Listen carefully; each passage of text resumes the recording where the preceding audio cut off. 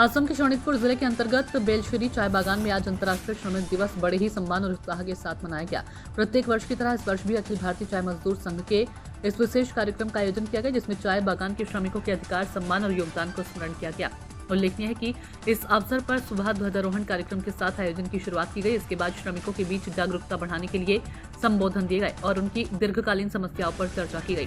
आज के श्रमिक दिवस कार्यक्रम में मुख्य अतिथि के रूप में श्रमिक नेता जसपाल टोपनो उपस्थित रहे। उन्होंने अपने वक्तव्य में श्रमिकों की एकता की आवश्यकता और अपने अधिकारों की रक्षा के लिए हमेशा सजग रहने पर जोर दिया। साथ ही चाय श्रमिकों के जीवन स्तर में सुधार और उनके अधिकारों की रक्षा के लिए संगठन द्वारा उठाए गए कदमों का भी उल्लेख किया।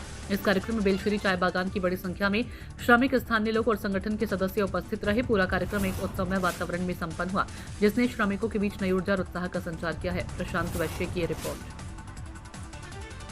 অখিল ভাৰতীয় চাহ মজদুৰ সংঘৰ উদ্যোগত বেলগিৰি চাহ বাগিচাত আজি শ্ৰমিক দিৱস উদযাপন কৰিছে। কি ক'ব আজি দিনটো?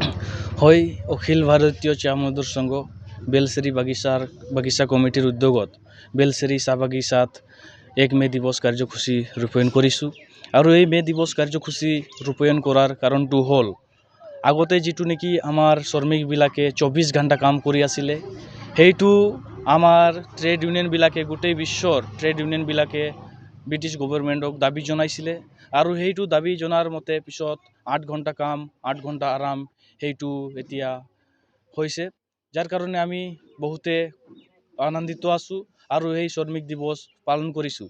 আৰু যিটো নেকি এই আন্দোলন আছিলে, আগতে বহুত শ্ৰমিকে নিজৰ প্ৰাণ ত্যাগ কৰিছে, নিজৰ প্ৰাণ আহুতি দিছে।